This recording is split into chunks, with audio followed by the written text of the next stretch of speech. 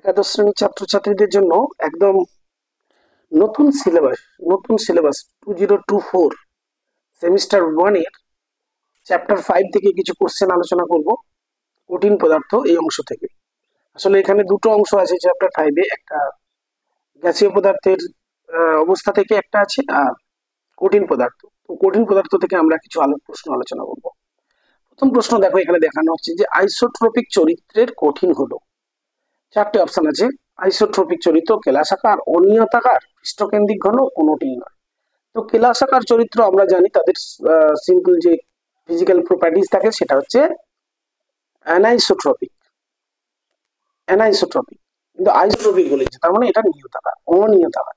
তাহলে অবভিয়াসলি আমরা কোন অপশনটা দেবো, কোন অপশনটা ক্লিক করবো, যে এটা হবে আমার অনিয়তাকার। ঠিক আছে, কেলাসাকার নয়, অনিয়তাকার। অ্যামরফাস। নিচের কোনটি স্টেনোর সূত্র? স্টেনোর সূত্র দেখো একটুখানি বলে দিই, যে বলেছে একই পদার্থের বিভিন্ন আকৃতির কেলাসের আন্তঃপৃষ্ঠীয় কোণের মান সর্বদা ধ্রুবক। এটা হচ্ছে স্টেনোর সূত্র। একই পদার্থের বিভিন্ন আকৃতির কেলাসের অনুরূপ আন্তঃপৃষ্ঠীয় কোণের মান সর্বদা একই হয় না। কেলাসের কোনো তলের দ্বারা কেলাসের অক্ষগুলির ছেদিতাংশের একক ছেদিতাংশের সমান বা তার সর্বগুণিতক। আর লাস্ট অপশন দিয়েছে কেলাসের কোনো তলের দ্বারা কেলাসের অক্ষগুলির ছেদিতাংশ সর্বদা একক ছেদিতাংশের মানের সঙ্গে সমান। তো আমরা প্রথমে স্টেনোর সূত্রটা একটু দেখে নেব। এখানে দেখো স্টেনোস লটা আমরা একটু পড়ে নেব। দা স্টেনোস ল কি বলছে, যে আন্তঃপৃষ্ঠীয় কোণটা যে কোনো কেলাসের ক্ষেত্রে সর্বদা একই থাকবে। The angles between the corresponding faces, called the interfacial angles of the crystal of a particular substance, are always the same, independent of the shape and size of the crystal. তো এটাকে একটু ভেঙে যদি আমরা বলি, angles between corresponding faces, ধরো এটা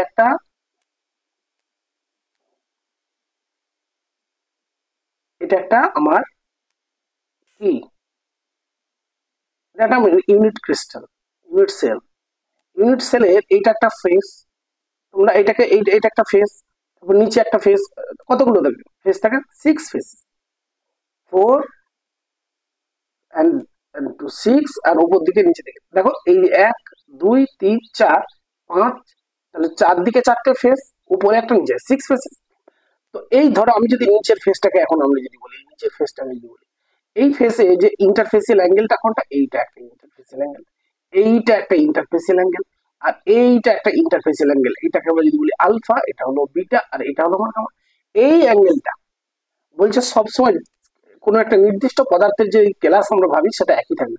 আকারে হতে পারে ছোট, আকারে হতে পারে বড়, কিন্তু এই অ্যাঙ্গেলটা 120 এখানেও থাকবে, এখানেও থাকবে। এটা আকারে ছোট, এটা হেক্সাগোনাল ক্লোজ প্যাক স্ট্রাকচারের যদি আমরা বলি, হেক্সাগোনাল ক্লোজ প্যাক স্ট্রাকচার, কিন্তু এখানে অ্যাঙ্গেল দেখো সব 120 ডিগ্রি। ঠিক আছে, এইটাই হচ্ছে স্টেনোস ল।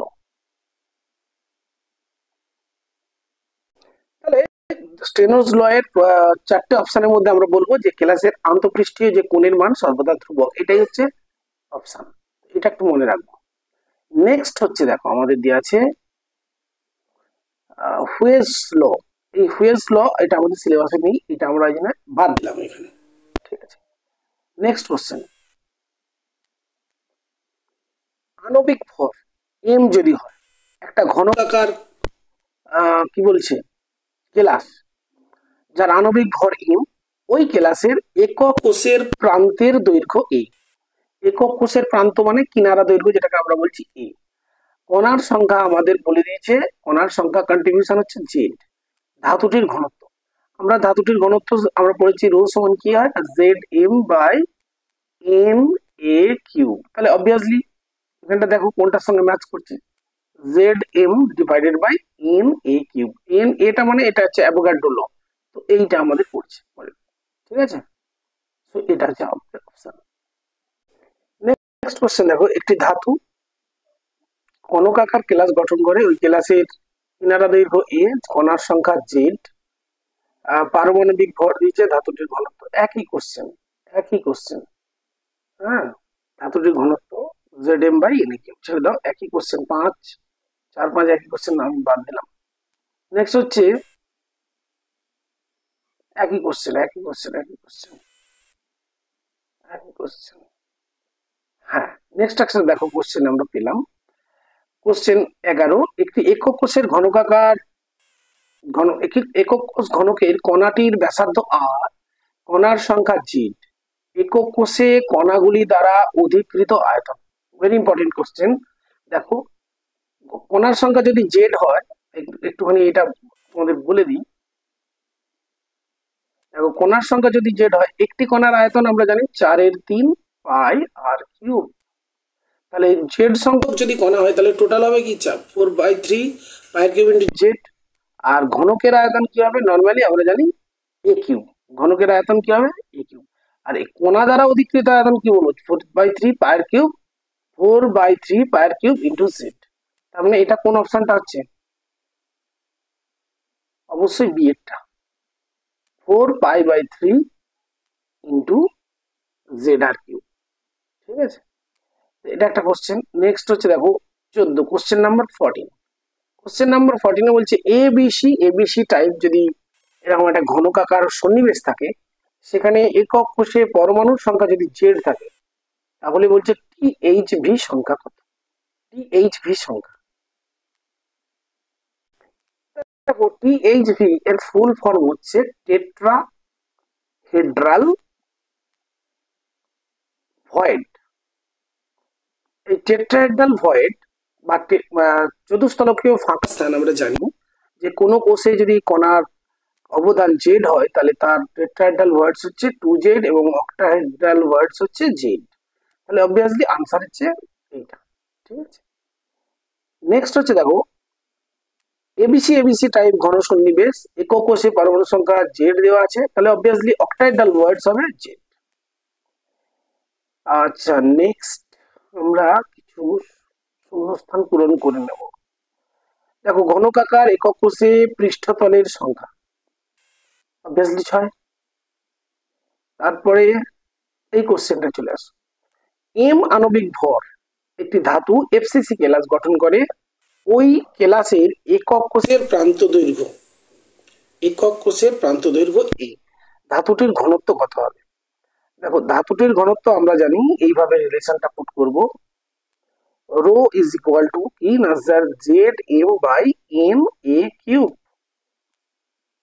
এবার এফসিসি ক্লাসের ক্ষেত্রে জেড এর মান 4, তাহলে 4m divided by M A cube, তাহলে 4m নিচে এম এ হবে। This is the right option, so এটাই হবে। ঠিক আছে, next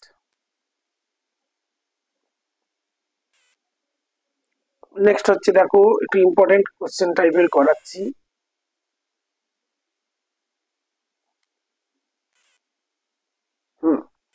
question number 46। Question number 46 এ দেখো, একটি ধাতু এফসিসি কেলাস গঠন করে, ওই কেলাসের প্রান্ত দৈর্ঘ্য দেওয়া আছে, পরমাণু ব্যাসার্ধ আর। তাহলে সম্পর্কটা কি হবে? দেখো, এফসিসি কেলাস হলে আমরা জানি যে কর্ণ সমান √3a ইকুয়ালস হয় 4r, যেখানে আর কি না, আর হচ্ছে একটা পরমাণুর ব্যাসার্ধ। তাহলে রিলেশনটা কি দাঁড়ালো? স্যার রিলেশন দাঁড়ালো √3a ইকুয়ালস 4r। তো রিলেশনটা এইটা হচ্ছে তোমার আনসার। ঠিক আছে, নেক্সট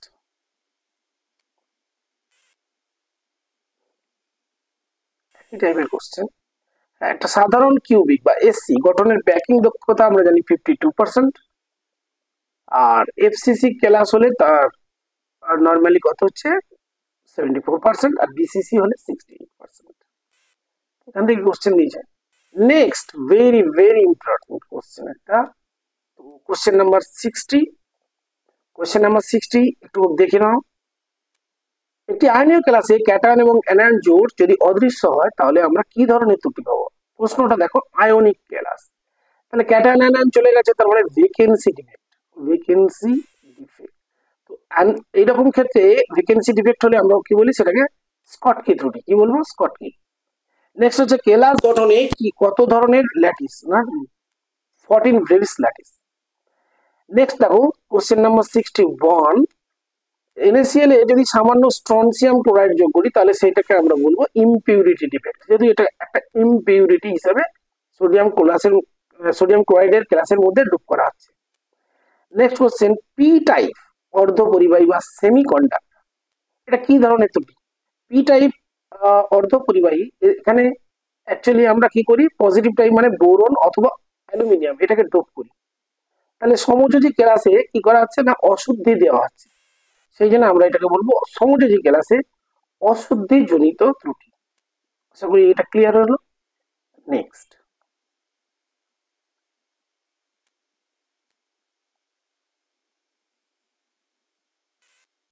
কোশ্চেন দেখো, একটি আয়নীয় ক্লাসে ফ্রেঙ্কেল ত্রুটি। ফ্রেঙ্কেল ত্রুটি মানে ইন্টারস্টিসিয়াল ডিফেক্ট। ওটা কি হয় না, ধরো এগুলো হচ্ছে আমার ক্যাটায়ন অ্যানায়ন, এই জায়গাগুলি আছে, এগুলো আমার ল্যাটিস পয়েন্ট। এখন এই ল্যাটিস পয়েন্টের মধ্যে যদি কোনো কারণে মনে করো এই রকম জায়গাতে যদি ক্যাটায়ন ঢুকে পড়ে, ক্যাটায়নটা এখান থেকে রিপ্লেস হয়ে গেল, তাহলে সেক্ষেত্রে কি হবে, এটা ইন্টারস্টিসিয়াল ডিফেক্ট। আমরা সেটাকে বলবো ইন্টারস্টিসিয়াল ডিফেক্ট, ঠিক আছে। তো এটা মূলত আয়নগুলি আকার ছোট বড় হলে এরকম ঘটে, সেই জন্য এটাকে আমরা বলবো আকৃতিগত পার্থক্য। নেক্সট পি 65টা দেখে নি। স্কটকি ত্রুটিতে অ্যাকচুয়ালি ক্যালাসের ঘনত্ব হ্রাস পায়। 66টা দেখো, পি টাইপ অর্ধপরিবাহী বা সেমি কন্ডাক্টর কখন হয়? পজিটিভ টাইপ, যখন সিলিকন বা জার্মেনিয়ামের সঙ্গে আমরা বোরন ডোপ করি। বোরন ডোপ করতে পারি, অ্যালুমিনিয়াম ডোপ করলেও হবে। তাহলে 1 এবং 3 অবভিয়াসলি দিস অপশন, ঠিক আছে, আলোচনা করেছি। নেক্সট হচ্ছে এন টাইপ অর্ধপরিবাহী, এটা কখন হয়? এন টাইপ অর্ধপরিবাহী নেগেটিভ টাইপ, তার মানে এমন একটা ইম্পিউরিটি ডোপ করা হয় যেখানে তাদের ভ্যালেন্স ইলেকট্রনটা সিলিকনের থেকে বেশি, মানে ফসফরাস এবং আর্সেনিক। তাহলে অবভিয়াসলি 2 এবং 4, 2 এবং 4, অপশন ইজ ডি। এই হচ্ছে কোশ্চেন গুলো। আজকে তোমাদের এইটুকুনি প্রশ্ন উত্তর করব, তার সঙ্গে আরো কিছু করতে চাইছি। তো কিছু ভালো কোশ্চেন, হ্যাঁ, যেমন এখানে একটি পেলাম, একটি এফসিসি ক্লাসে পরমাণু সংখ্যা এবং নিকটতম প্রতিবেশী সংখ্যা। ভালো একটা ইম্পর্টেন্ট কোশ্চেন। দেখো এফসিসি ক্লাস মানেই তার কন্ট্রিবিউশন আমরা জানি 4, আর এফসিসি ক্লাসের কোঅর্ডিনেশন নাম্বার 12, তাহলে অবভিয়াসলি এই আনসারটা। একটি আয়নীয় যৌগের ঘনকের একক কোষের কৌণিক বিন্দুতে এ এবং দেহ কেন্দ্রে বি সংকেত কি, মানে প্রবাবল কি বলবো এটাকে, ফর্মুলা, কেমিক্যাল ফর্মুলা। দেখো এটা কিভাবে করা যায়। একক কোষের কৌণিক বিন্দুতে এ, তাহলে একক কোষ কতগুলো, একক কোষের আমরা জানি কৌণিক বিন্দু কটা থাকে, 8টা, প্রত্যেকটার কন্ট্রিবিউশন কত, 1 এর 8। তাহলে এ এর কন্ট্রিবিউশন কত না স্যার 1, এটাকে ইকুয়ালস করলে কত দাঁড়ালো 1। আর দেখো বি এর কন্ট্রিবিউশন, বি তো একদম বলছে দেহ কেন্দ্রে, তার মানে 1, তাহলে এ ইজ টু বি সমান হচ্ছে 1:1, তার মানে AB, AB is the correct answer. Next বলেছে দেখো, কোন ক্ষেত্রে একই ধরনের বল দ্বারা দুটি পদার্থের কণাগুলি যুক্ত আছে? কোন ক্ষেত্রে একই ধরনের বল দ্বারা দুটি পদার্থের কণাগুলি যুক্ত আছে? এই চ্যাপ্টারে রেলিভেন্ট কোশ্চেন নয়, আমি এটা বাদ দিলাম। নেক্সট দেখো, এটা খুব ইম্পর্টেন্ট কোশ্চেন, নিচের ড্যাশ সম্পর্ক সিএসসিএল ক্লাসের একক কোষের ক্ষেত্রে প্রযোজ্য। এ হচ্ছে প্রান্ত দৈর্ঘ্য দিয়েছে, আর প্লাস এবং আর মাইনাস। দেখো সিএসসিএল মানে সিজিয়াম ক্লোরাইড, সিজিয়াম ক্লোরাইড ক্লাসের একক কোষের ক্ষেত্রে বলছে কোনটা প্রযোজ্য। তো প্রথমে আমরা একটা সিজিয়াম ক্লোরাইডের যে ইউনিট সেল সেটা দেখি। এই ইউনিট সেলটা অবভিয়াসলি আমরা দেখে পরিষ্কার বুঝতে পারছি এটা একটা কি না স্যার, বডি সেন্ট্রেড কিউবিক। এটা অ্যাকচুয়ালি বিসিসি ল্যাটিস। তো বিসিসি ল্যাটিসে লক্ষ্য করো, এটা আমার হচ্ছে একটা অ্যানায়ন, আর এটা হচ্ছে ক্যাটায়ন।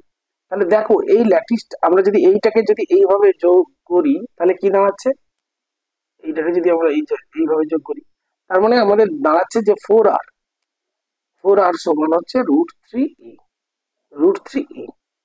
ঠিক আছে। এখানে আরটা কি, আরটা অবভিয়াসলি এখানে দেখো ক্যাটায়নের আর প্লাস, এখানে অ্যানায়নের 2r মাইনাস। তাহলে আমি এখানে এটাকে লিখতে পারি 2r plus 2r minus equals হচ্ছে আমার √3a। তাহলে 2 ব্র্যাকেট গেলে কি হবে না, r plus r minus equals √3a। 2 r plus r minus equals √3a, এটা হচ্ছে আমার রিলেশন, ঠিক আছে। এইটুকু আমরা মনে রাখবো। তো এখানে দেখো সিম্পলি এই রিলেশনটা কিন্তু ফিট করছে, এই রিলেশনটা ফিট করছে 20r plus r minus root 3a CSCl এর ক্ষেত্রে। আবার NaCl এর ক্ষেত্রে এটা একটা FCC ল্যাটিস, ফেস সেন্ট্রেড কিউবিক। তাহলে NaCl এর ক্ষেত্রে কি রকম হবে? দেখো NaCl এর ক্ষেত্রে আমরা জানি FCC ল্যাটিস। FCC ল্যাটিস হলে কি হয় না স্যার, FCC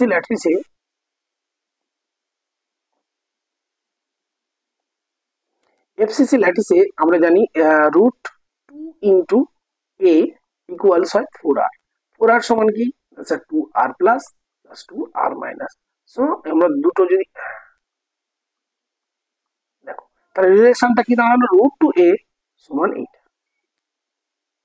ঠিক আছে, রুট টু a সমান, তার মানে আমি লিখতে পারি r plus plus r minus equals root two a by 2। তার মানে a by root two, a by root two. এটাও বলতে পারি এই যে ডি এর অপশনটা দেখো 2 into r plus r minus zero to root two, এই অপশনটা বললেও হবে। ডি অপশনটা রাইট আনসার। ঠিক আছে, তারপর বলেছে ইনিশিয়াল ক্লাসের দুটি একই ধরনের আয়নের নিকটতম দূরত্ব কত। যেখানে ক্লাসের দৈর্ঘ্য একই ধরনের আয়ন, ধরুন একই ধরনের আয়ন মানে ধরো সিএল মাইনাস, এদের মধ্যে নিকটতম দূরত্ব কত, এটা চেয়েছে। তো দেখো এই প্রশ্নটার উত্তরটা আমরা একটু করে নিই। 86 দাগের কোশ্চেন 86। এখানে দেখো এফসিসি ক্লাস, তাহলে এফসিসি ক্লাসটা একটুখানি মনে রাখি। এফসিসি ক্লাসের একটা ল্যাটিস কিরকম হয়, ইউনিট সেলে একটা ফেসটা এরকম হয়। তাহলে অবভিয়াসলি এখানে আমরা বুঝতে পারছি এটা যদি আমার আর প্লাস হয়, আর এইটা হচ্ছে আমার আর প্লাস, আর এইটা হচ্ছে আমার আর মাইনাস। ঠিক আছে, তাহলে এখানে 2r মাইনাস, এইটা এটা হচ্ছে ডায়ামিটার, আর এটা হচ্ছে r প্লাস, এটা তাহলে অ্যাকচুয়ালি কি দাঁড়াচ্ছিল, দুটো r প্লাস আর দুটো r মাইনাস, এইটা মিলে হচ্ছে তোমার রুট টু a। তাহলে r plus plus r minus, তার মানে কি r plus plus r minus সমান কি হবে না root two a by two, সমান কত না a বাই রুট। প্রশ্ন নিকটতম আয়নের মধ্যে দূরত্ব, একই ধরনের আয়নের নিকটতম দূরত্ব, তাহলে কত হবে a বাই রুট। ঠিক আছে, আজকে আলোচনার শেষ কোশ্চেন। এখানে বলেছে যে দুটো শাড়ি দেওয়া আছে, মেলানোর ক্ষেত্রে এটা ম্যাচিং একটা করবো। ফ্রেঙ্কেল ত্রুটি আমরা জানি ক্লাসের ঘনত্বে কোনো পরিবর্তন হয় না, তাহলে 1 অ্যাকচুয়ালি জেড এর সঙ্গে মিলল, এখানেও আছে 1 জেড। নেক্সট হচ্ছে স্কটকি ত্রুটি, এখানে আমরা জানি গ্যালাসের ঘনত্ব হ্রাস পায় 2x হবে, 2x obviously 2x। and 3 interstitial defect 3 obviously এটা হবে ইন্টারস্টিশিয়াল ডিফেক্টের জন্য বাইরে থেকে যেহেতু ডিফেক্টটা তৈরি হচ্ছে, সেটা বলছে ঘনত্ব, গ্যালাসের ঘনত্ব বৃদ্ধি পাবে। তাহলে ফ্রেঙ্কেল ত্রুটিতে কি হবে বলবো, ফ্রেঙ্কেল ত্রুটি একবার আলোচনা করে নিই। ফ্রেঙ্কেল ত্রুটিতে কি হবে, কোনো ঘনত্বের কোনো পরিবর্তন হয় না, আর স্কটকি ত্রুটিতে ঘনত্ব হ্রাস পায়। আর ইন্টারস্টিশিয়াল ডিফেক্ট, ইম্পিউরিটি ডিফেক্ট, সেটা হচ্ছে তোমার 3 এর সঙ্গে y, ক্যালাসিক ঘনত্ব বৃদ্ধি। So option C is the right answer. আজকে এখানেই শেষ করছি আজকের আলোচনা। ঠিক আছে।